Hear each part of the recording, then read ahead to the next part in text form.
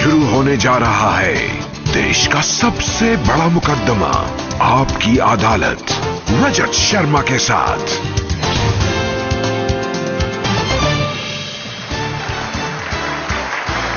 नमस्कार, आपकी अदालत में आपका स्वागत है। आपकी अदालत में आज पेश करेंगे एक ऐसी शख्सियत को जो आजकल देश के हर बड़े नेता के निशाने पर है। सोनिया गांधी, राहुल गांधी, शरद पवार, मुलायम सिंह यादव, आप जिस भी नेता का नाम ले लीजिए, उनके निशाने पर ये एक ही नेता है। और वो नेता आज होंगे आपके निशाने पर, देश की जनता के निशाने पर। Please welcome Bharatiya Janata party के प्रधानमंत्री पद के उम्मीदवार, गुजरात के मुख्यमंत्री नरेंद्र मोदी।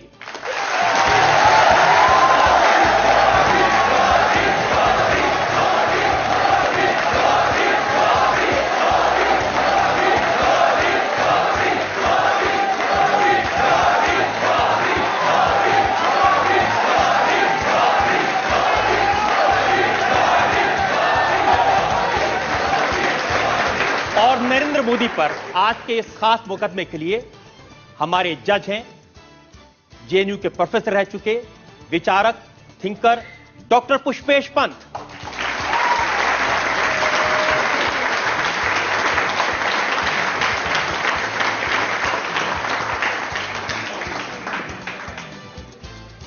इससे पहले कि आपकी अदालत में आज का मुकदमा शुरू करें, आज के जज डॉक्टर पुष्पेश पंत की इजाजत चाहेंगे आज की कार्रवाई शुरू करने के लिए।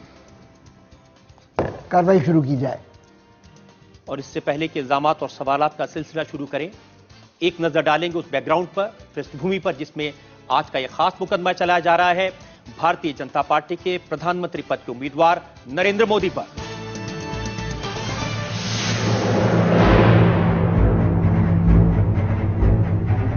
नरेंद्र दामोदर दास मोदी ने बचपन की रातें रेलवे स्टेशन पर चाय बेचते हुए गुजारी थी। आज वही चाय वाला बीजेपी की तरफ से प्रधानमंत्री पद का उम्मीदवार है। एक जमाने में जो नरेंद्र मोदी घर छोड़कर हिमालय की गुफाओं में चला गया था, आज वही नरेंद्र मोदी हर सर्वे, हर ओपिनियन पोल में प्रधानमंत्री पद के सबसे लोकप्रिय दावेदार हैं। जिस नरेंद्र मोदी की आरएसएस में ट्रेनिंग पर्दे के पीछे रहकर काम करने की थी, वही नरेंद्र मोदी आज हर पोस्टर, हर पब्लिसिटी में, हर दीवार पर दिखाई देते हैं। मैं दीप नहीं बुझने दूंगा, मैं देश नहीं मिटने दूंगा। टीवी चैनल्स पर, सोशल मीडिया में, नेशनल प्रेस में नरेंद्र मोदी सबसे ज्यादा चर्चित व्यक्तित्व हैं।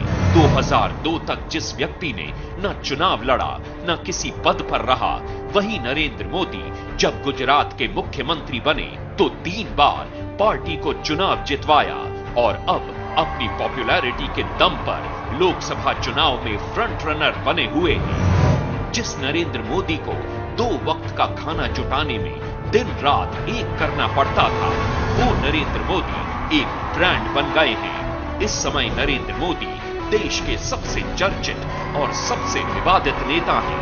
आपकी अदालत में नरेंद्र मोदी अपना मुकदमा खुद लड़ेंगे। तो मुकदमा शुरू होता है। आपकी अदालत में पहला इल्जाम नरेंद्र मोदी पर। आपकी अदालत में बीजेपी के प्रधानमंत्री पद के उम्मीदवार नरेंद्र मोदी पर आरोप है कि इन्होंने पब्लिसिटी करके अपनी हवा बनाई है। मोदी जी, जो देश के बड़े बड़े नेता हैं, सोनिया जी, राहुल जी, चिदंबरम जी, शरद पवार जी, सब परेशान हैं। जहां जाते हैं वो एक ही चीज उनको देखने को मिलती है, एक ही चीज सुनने को मिलती है, अब की बार मोदी सरकार।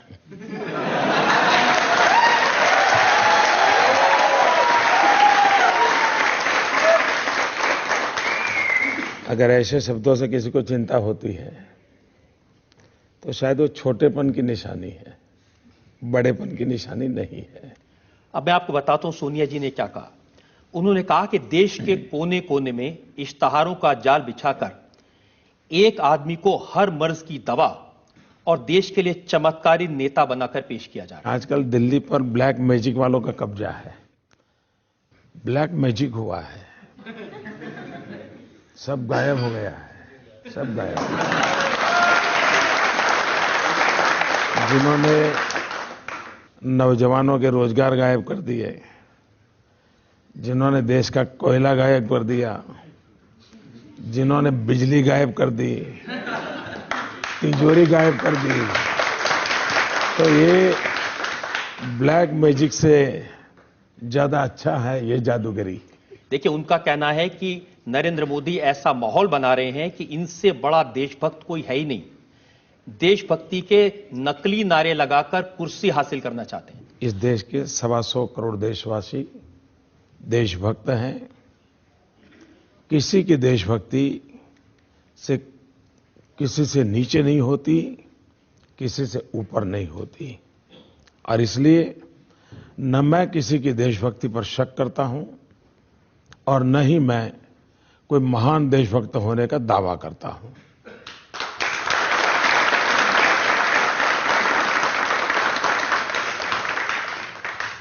राहुल गांधी का कहना है कि बीजेपी कहती है देश को एक चौकीदार चाहिए।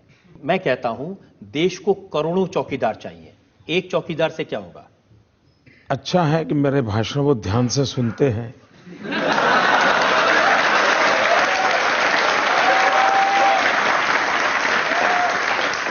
और उन्हें ये मालूम है कि अगर 125 करोड़ चौकीदार होंगे तो कहीं न कहीं अपने काम चल जाएगा। एक चौकीदार होगा तो बड़ा मुश्किल हो जाएगा, तो ये उनको मालूम है। और मुझे चिंता ये है कि जब 125 करोड़ चौकीदार होंगे तो जिन पर आदर्श घोटाले का आरोप है, करगिल की विधवाओं के मकान जिन्होंने ले लिए, क्या वे भी चौकीदार होंगे क्या? जिन पर आरोप है राजस्थान और हरियाणा के किसानों की जमीन हड़प ली, क्या वो भी 125 करोड़ में चौकीदार होंगे क्या? अगर ये है तो फिर तो लगता ऐसा है कि वो दूध की रखवाली बिल्ली को दे देंगे। देखिए, आपके नारे में, आपके पब्लिसिटी में, प्रोपेगेंडा में एक ही व्यक्ति है और उनका नारा है हर हाथ शक्ति, हर हाथ तरक्की, सबको साथ लेके चलो। रियलिटी तो है हर हाथ लूट, हर होठ झूठ।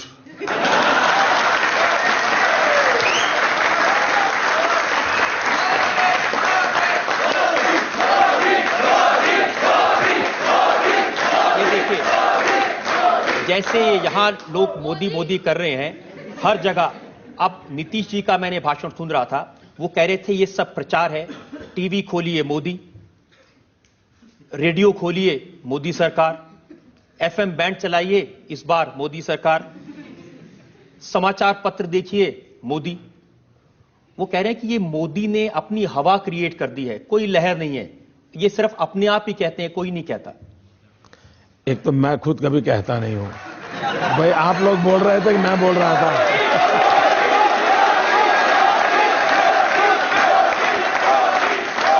आपको किसी ने सिखाया है? आपको किसी ने बताया है? आप अपनी मर्जी से बोल रहे हो?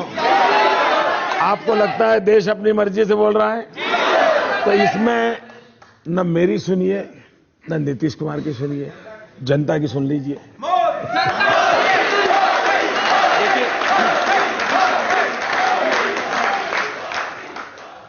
ये जो जनता के मोबाइल फोन है, जो मेरा भी मोबाइल फोन है, इसके ऊपर मैसेज आते हैं। और मैसेज क्या आते हैं ये मैं आपको सुनाता हूं कैसे हवा बनती है। मैसेज आया, ट्विंकल ट्विंकल लिटिल स्टार, अब की बार मोदी सरकार।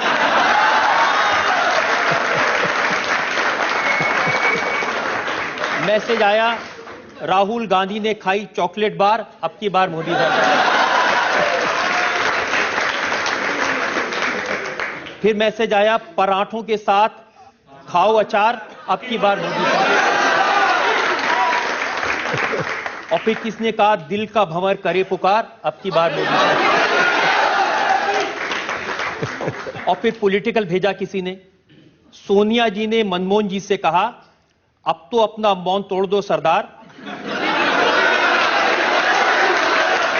मनमोहन जी बोल पड़े, अब की बार मोदी सरकार। और एक अभी थोड़ी देर पहले मैसेज आया है, भाइयों मत मारो चांटा बार बार, मैं भी कहता हूं।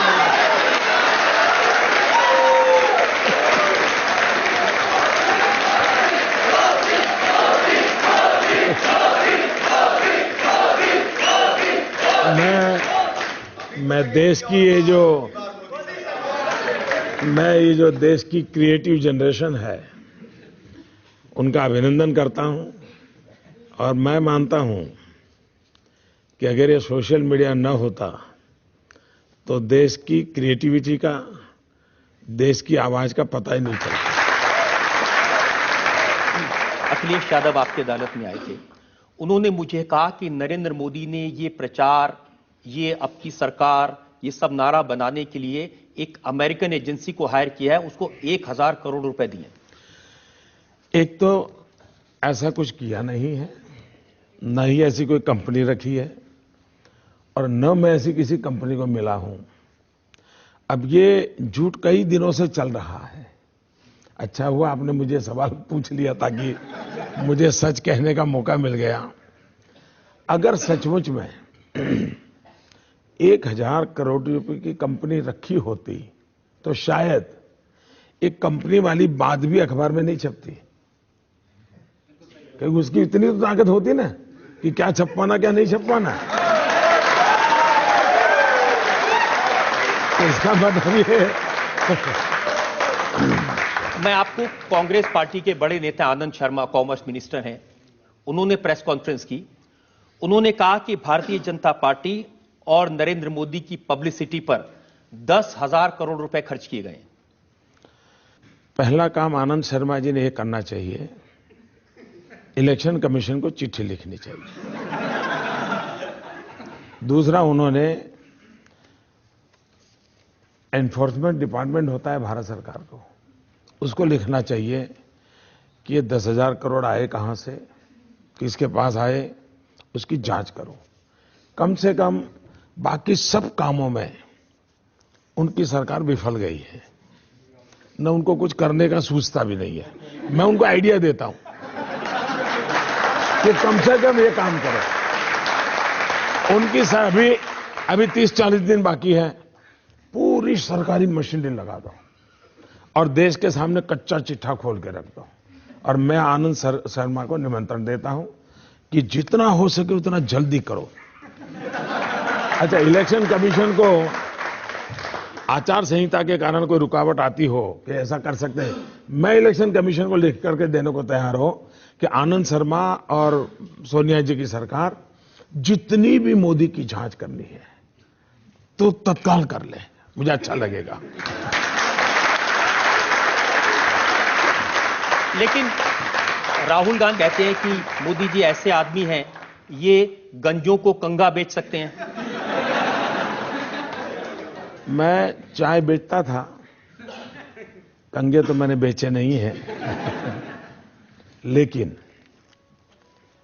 मैं ये कर सकता हूं, ये इन तक पहुंच गया, ये तो मेरी सफलता है। ये मेरी सफलता है। देखिए, ये तो सच है कि 2009 में, जिसका जिक्र राहुल गांधी अपनी पब्लिक मीटिंग्स पे करते हैं, एक गुब्बारा भरा था इंडिया शाइनिंग का, बहुत हवा भर के उड़ाया, वो फूट गया। वो कह रहे हैं कि अब ये 2014 में एक नया गुब्बारा लेके आए हैं और उसमें बहुत हवा भरी है, धड़ाधड़ वो उसे कहते हैं, हवा भरते हैं। और उनका कहना है कि जब चुनाव के नतीजे आएंगे तो ये गुब्बारा भी फूटेगा। 2002 में भी जब गुजरात का चुनाव था, कांग्रेस के मित्र यही कह रहे थे।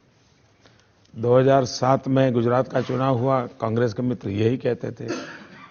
2012 में गुजरात का चुनाव हुआ, कांग्रेस के मित्र यही कहते थे, और गुब्बारा उनका फूट गया, देश जानता है।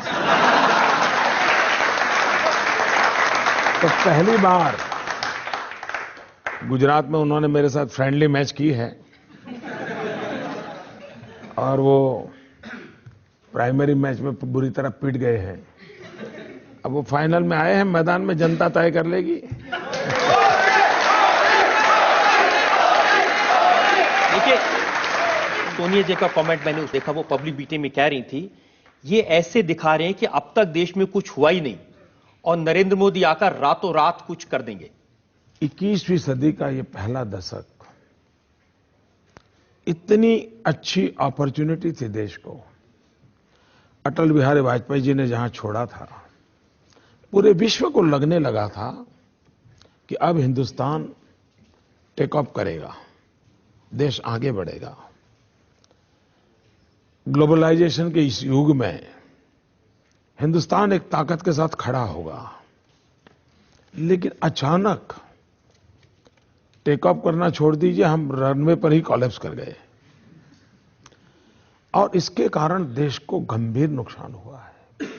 और उस संदर्भ में हम कहते हैं कि जितनी संभावनाएं पड़ी थी, आप मुझे बताइए, आपने ऐसा कोई देश देखा है कि गेहूं विदेश भेजे और चपाती बाहर से मंगवाए? ऐसा कोई देखा है? हम आयरन और विदेश भेजते हैं और स्टील बाहर से मंगवाते हैं। अब इसको क्या कहेंगे? यह देश जिसके पास 20,000 मेगावाट बिजली के कारखाने बंद पड़े हैं, दूसरी तरफ कोयला की खदानें बंद पड़ी हैं। खदानें बंद क्यों पड़ी हैं? तो फाइल खो गई है। सुप्रीम कोर्ट में जाकर के दिल्ली सरकार कहती है फाइल खो गई है। अब मुझे लगता है उनके लिए फाइल खो गई है, देश के लिए लाइफ खो गई है। और इसके कारण अगर वो कोयला होता तो 20,000 मेगावाट बिजली के कारखाने चलते, बिजली मिलती तो छोटे मोटे उद्योग चलते, छोटे मोटे अगर उद्योग चलते तो नौजवानों को रोजगार मिलता, देश का जीडीपी आज जो गिर गया है वो नहीं गिरता। ये जब सारी बातें हम उठाते हैं तो उनके मन में सवाल उठा है। और देखिए, उनको प्रॉब्लम ये नहीं है कि उन्होंने काम किया कि नहीं किया, उनका प्रॉब्लम ये है कि हम 4-4 पीढ़ी से देश चलाते हैं, 60 साल से इस देश पर हमारा कब्जा है, और एक चाय वाला हमें ललकारता है, ये उनको सहन नहीं हो रहा है। ये लोकतंत्र है, छोटे से छोटा बच्चा भी शासक को सवाल पूछ सकता है। इनको सवाल सुनने की आदत नहीं है। परेशानी इस बात की है, परेशानी इस बात की है कि ये चाय वाला प्रधानमंत्री बनने की कोशिश कर रहा है। पहली बात है,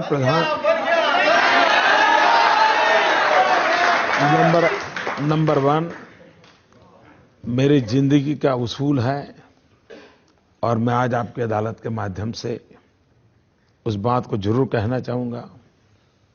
मैं वो इंसान हूं जिसने इस मिनट तक कभी कुछ बनने का सपना नहीं देखा है, और मैं भी नौजवानों को कहता हूं, कभी भी बनने के सपने मत देखो।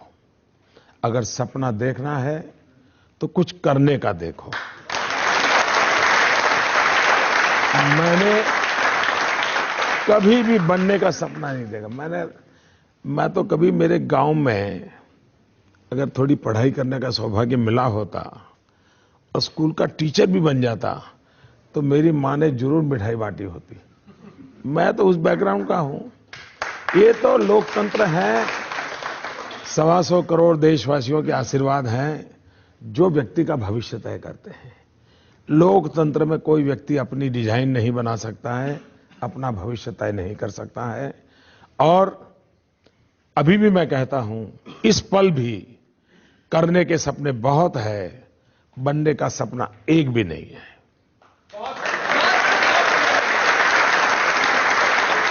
मैं आपकी इस बात से बिल्कुल सहमत हूं कि देश की जनता तय करती है कौन प्रधानमंत्री बनेगा, कौन चुनाव भी जीतेगा, और ये चुनाव के बाद जरूर तय भी हो जाएगा। लेकिन मेरे पास इल्जामात की बहुत लंबी फहरिस्त है। एक ब्रेक के लिए रुकेंगे और ब्रेक के बाद आपकी अदालत में नरेंद्र मोदी पर जनता के इल्जामात और सवालात का पेपर। आजम खां का जो आज का बयान है वो आपको बताता हूं।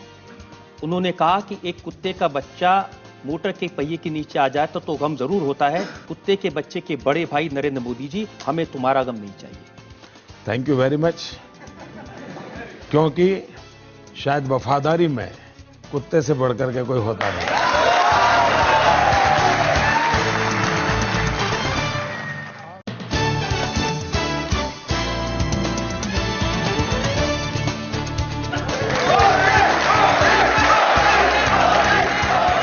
Welcome back. आपकी अदालत में आज हमारे मेहमान हैं भारतीय जनता पार्टी की तरफ से प्रधानमंत्री पद के उम्मीदवार गुजरात के मुख्यमंत्री नरेंद्र मोदी। आपकी अदालत में बीजेपी के प्रधानमंत्री पद के उम्मीदवार नरेंद्र मोदी पर इल्जाम है कि ये देश को बांटने की राजनीति करते हैं। 12 साल से आप पर इल्जाम लग रहे हैं, बहुत लंबी रिसर्च है, लेकिन मैं वो पूछ रहा हूं जो आजकल ताजा ताजा इल्जाम लग रहे हैं आपके ऊपर। राहुल गांधी ने आज ही कहा नरेंद्र मोदी पीएम बनना चाहता है, इसके लिए वो कुछ भी करेगा, वो टुकड़े टुकड़े कर देगा, एक को दूसरे से लड़ा देगा। मैं समझता हूं ये टुकड़े टुकड़े वाला मामला है, ये उत्तर प्रदेश से लाए हैं वो। उन्हीं के पार्टी का ये एमपी का उम्मीदवार है, शायद ये टुकड़े टुकड़े वाला मामला उसी से लाए हैं। उन्होंने तो कहा था, इमरान कुरैशी ने तो कहा था कि अगर नरेंद्र मोदी यूपी में आएंगे तो बोटी बोटी काट देंगे। हाँ, वो बोटी बोटी टुकड़े टुकड़े होता है। तो शायद वो उन्हीं के इन्फ्लुएंस में बोलते होंगे।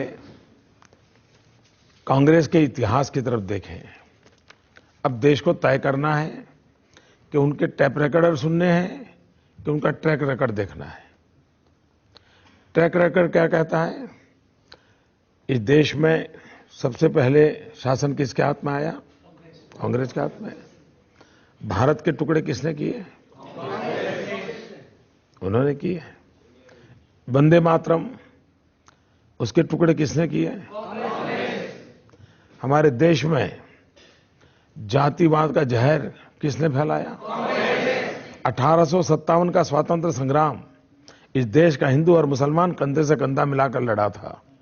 देश आजाद होते ही ये तनाव, ये बिखराव किसने पैदा किया? और इसलिए जो पाप डिविजिव कांग्रेस है, इतना ही नहीं, वो इतने नीचे गए, देश को कैसे तोड़ा जाता है। जो 2 दिन से डिबेट चल रही है, और मैं फौजियों की इंटरव्यू जब टीवी पे देख रहा था इन दिनों, उनकी पीड़ा में अनुभव करता था।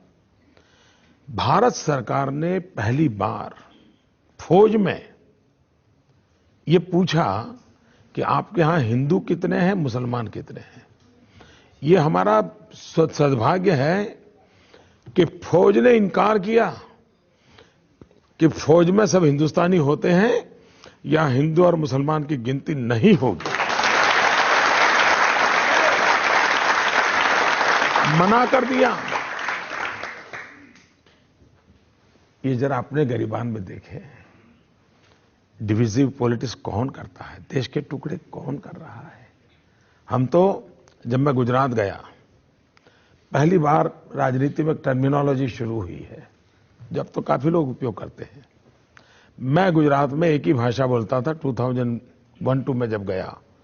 मेरे 5 करोड़ गुजराती, आज भी मुझे सुनते होंगे तो मैं 125 करोड़ हिंदुस्तानी वही से बोलता हूं।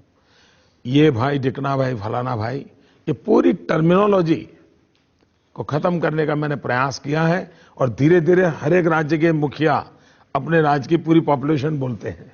अब मैं आपको उदाहरण देता हूं। आपने कांग्रेस की काफी धुलाई कर दी।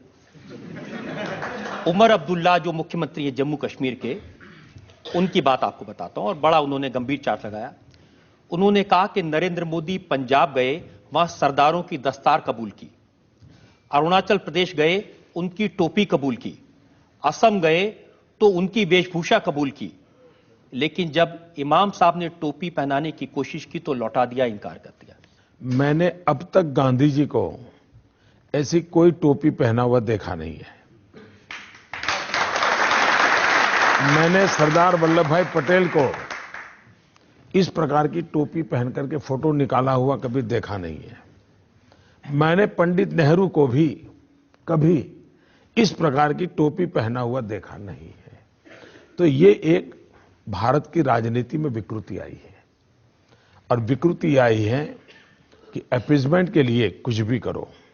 मैं मानता हूं मेरा काम है सब संप्रदाय का सम्मान करना, सब परंपरा का सम्मान करना, पर मेरी जो परंपरा है उसको मुझे स्वीकार करना। तो मैं मेरी परंपराओं को लेकर के जीता हूं, हर एक की परंपरा का सम्मान करता हूं, और इसलिए मैं ये टोपी पहन करके फोटो निकाल करके लोगों की आंख में धूल झोंकने का पाप मैं नहीं कर सकता।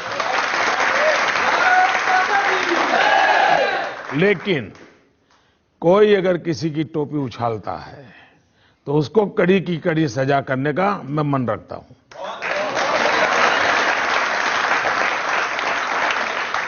वो टोपी किसी भी संप्रदाय की क्यों ना हो, वो पगड़ी किसी परंपरा की क्यों ना हो, उसको अगर कोई उछालता है तो उछालने वाले पर कड़ी से कड़ी सजा हो, ये जिम्मा शासन में बैठे हुए व्यक्ति का होता है और उसमें मैं प्रतिबद्ध हूं। लेकिन मोदी जी, नीतीश जी ने एक बार कहा था कि जब आप सार्वजनिक जीवन में होते हैं, पब्लिक लाइफ में होते हैं, तो कभी तिलक लगाना पड़ता है, कभी टोपी पहननी पड़ती है, दूसरों की भावनाओं का ध्यान रखना पड़ता है। उनको लगता है कि ऐसा करने से भावनाएं संभल जाती हैं, वो ये करे। मुझे लगता है कि उनके बच्चों को शिक्षा मिलनी चाहिए, उनके हाथ में भले कुरान हो, उनके हाथ में कंप्यूटर भी होना चाहिए। ये मेरी सोच है, तो उनकी सोच उनको मुबारक, मेरी सोच मुझे मुबारक। देखिए, आपकी सोच का और आपके शब्दों के चयन का क्या हाल होता है, उसका मैं आपका उदाहरण देता हूं। आजम खान साहब उत्तर प्रदेश की सरकार में मंत्री हैं। उन्होंने कहा, आजादी के 60 वर्ष बाद कहा गया कि हम आदमी नहीं हैं, कुत्ते के पिल्ले हैं। जिसने कहा हो उसने गलत किया हो। कौन है वो ऐसा कहने वाला? ये आपने कहा था। मैं कभी ऐसा न सोच सकता हूं, न मैं बोल सकता हूं। देखिए, वो जो एक इंटरव्यू मेरे पास में है जो आपने दिया था, हाँ।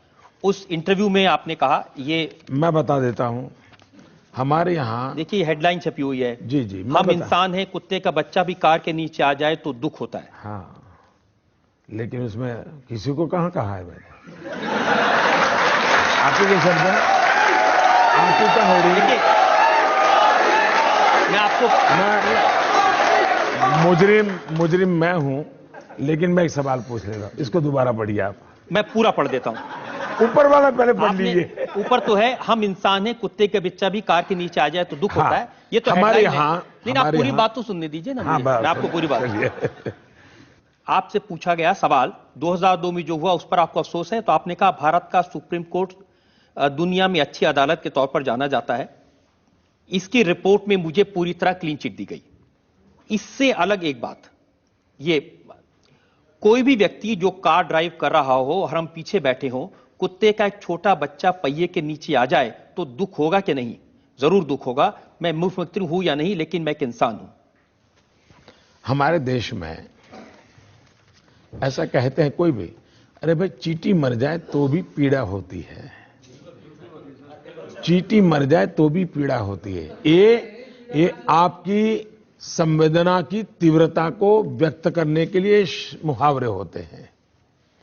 उसको अगर कोई ये कहे कि आपने इंसान को चींटी कह दिया, तो मैं समझता हूं इस प्रकार का इंटरप्रिटेशन करने वालों का प्रॉब्लम है। दूसरा, जिसने मेरा इंटरव्यू लिया था, जब हिंदुस्तान के कुछ मीडिया के मित्रों ने उसको उछाल दिया, जिसने इंटरव्यू लिया था वो विदेशी होने के बावजूद भी उसने ट्वीट किया कि मोदी ने ना ऐसा कहा है, ना हमने ऐसा समझा है, ये गलत इंटरप्रिटेशन हो रहा है।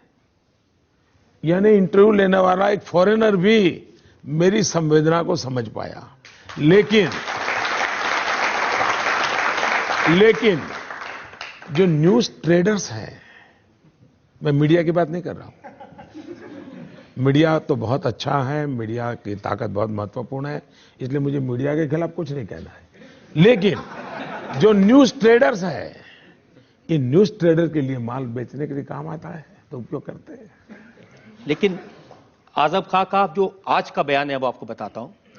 उन्होंने कहा कि एक कुत्ते का बच्चा मोटर के पहिए के नीचे आ जाए तो गम जरूर होता है, हमें तुम्हारा गम नहीं चाहिए। बड़े भाई, कुत्ते के बच्चे के बड़े भाई नरेंद्र मोदी जी, हमें तुम्हारा गम नहीं चाहिए। Thank you very much.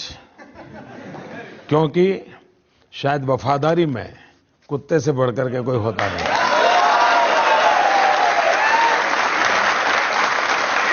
और मुझे गर्व है, मुझे इस बात का गर्व है कि मुझ में इस वफादारी के गुण किसी ने देखे हैं जो मेरे देश के काम आएंगे।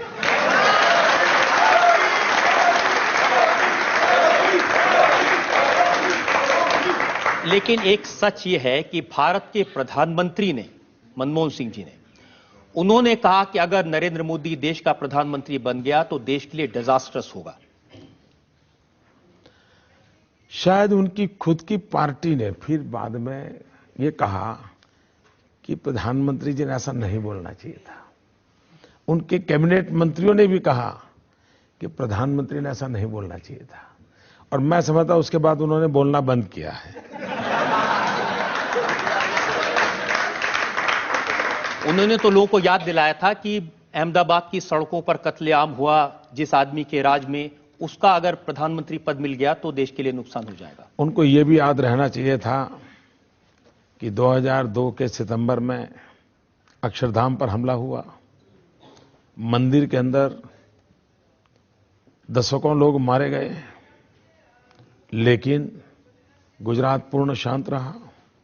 उनको यह भी पता होना चाहिए कि गुजरात में सीरियस बम ब्लास्ट हुए थे, काफी लोग मारे गए थे, अस्पताल में लोग मारे गए थे, उसके बाद भी गुजरात शांत रहा। जहां गुजरात में क्रिकेट की मैच पर दंगे होते थे, जहां गुजरात में पतंग चगाने में दंगे होते थे, वो गुजरात आज 12 साल हो गया कर्फ्यू किस चीज को कहते हैं वहां के बच्चों को मालूम नहीं है। ये शांति और आज गुजरात ने जो विकास किया है, प्रगति की है, उसका मूल कारण है गुजरात की शांति, गुजरात की एकता, गुजरात का भाईचारा, गुजरात की सद्भावना। वही हमारी सबसे बड़ी पूंजी है जिसके आधार पर गुजरात आगे बढ़ा है। देश भी अगर देश को आगे बढ़ना है तो शांति, एकता, भाईचारा, सद्भावना, इन गुणों को जितना हम बढ़ावा देंगे, देश को आगे बढ़ाने में एक बहुत बड़ा कैटलिक एजेंट का वो रोल प्ले करेगा। मैं आपकी ये बात मान लेता हूं और आपके विरोधी भी इस बात को मानते हैं कि 12 साल से गुजरात में दंगे नहीं हुए। लेकिन जब उत्तर प्रदेश के मुख्यमंत्री अखिलेश यादव आपकी अदालत में आए तो उन्होंने कहा कि मुजफ्फरनगर में जो दंगे हुए थे वो मोदी ने करवाए थे। मैं नहीं जानता हूं कि उनको रात को नींद आती है कि नहीं आती है, क्योंकि वो काफी परेशान है। अभी तो मैं 5-6 बार उत्तर प्रदेश गया हूं, तो उनकी मुसीबत मैं समझ सकता हूं।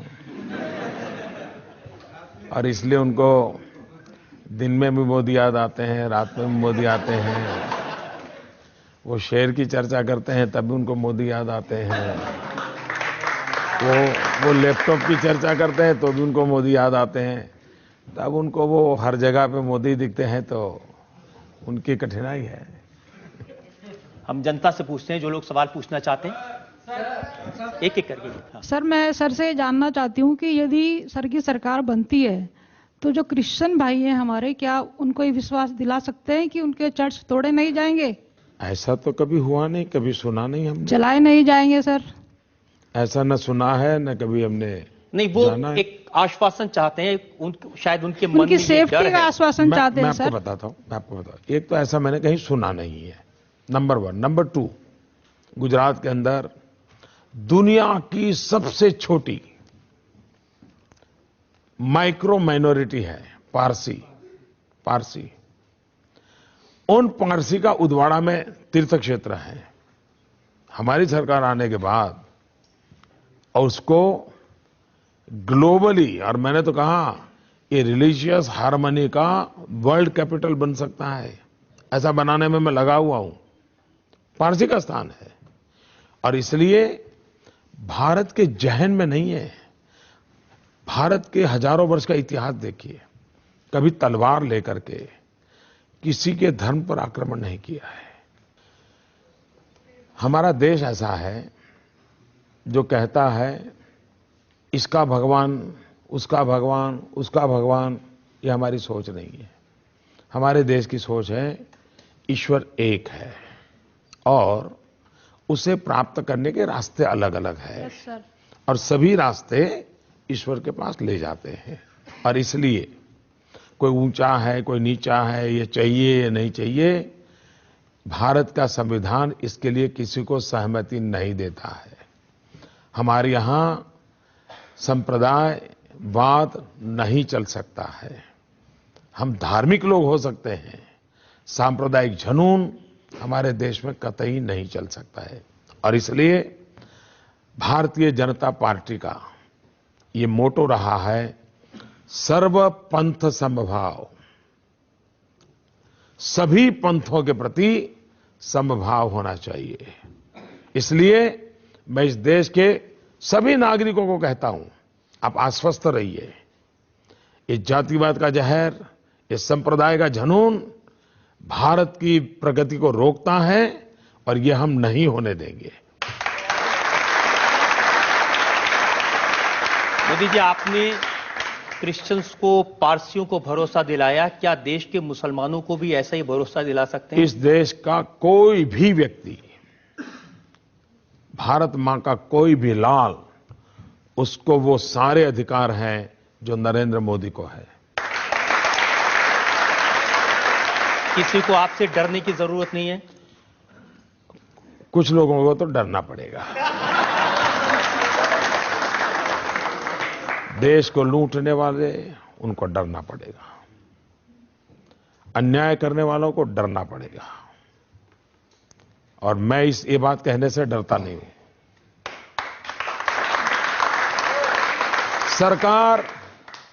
सरकार ऐसी नहीं हो सकती कि जिसमें जो मर्जी पड़े वो चले। कानून का राज होना चाहिए, लोगों को सुरक्षा का एहसास होना चाहिए, लोगों को अपने जीवन जीने का भरोसा होना चाहिए। ये नहीं है, यही तो मुसीबत है।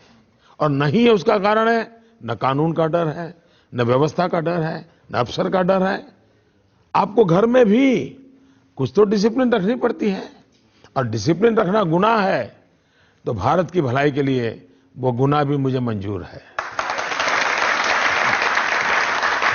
एक और ब्रेक के लिए मुझे रुकना है, और ब्रेक के बाद आपकी अदालत में नरेंद्र मोदी पर इल्जाम और सवाल आपका। सबसे ज्यादा पावर में कौन रहा? सबसे ज्यादा जहर किसने चखा? सबसे ज्यादा जहर किसके पेट में है? तो जहर सबसे ज्यादा कौन उगलेगा? अब बताइए मैं क्या करूं?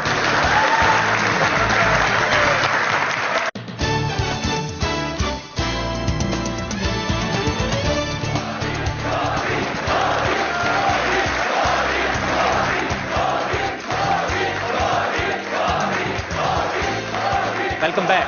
आपकी अदालत में आज हम मुकदमा चला रहे हैं, सवाल पूछ रहे हैं, सफाई मांग रहे हैं नरेंद्र मोदी से। आपकी अदालत में अगला। आपकी अदालत में बीजेपी के प्रधानमंत्री पद के उम्मीदवार नरेंद्र मोदी पर आरोप है कि इनके गुजरात के विकास के दावे झूठे हैं। मोदी जी, बहुत चर्चा आजकल गुजरात के विकास की हो रही है।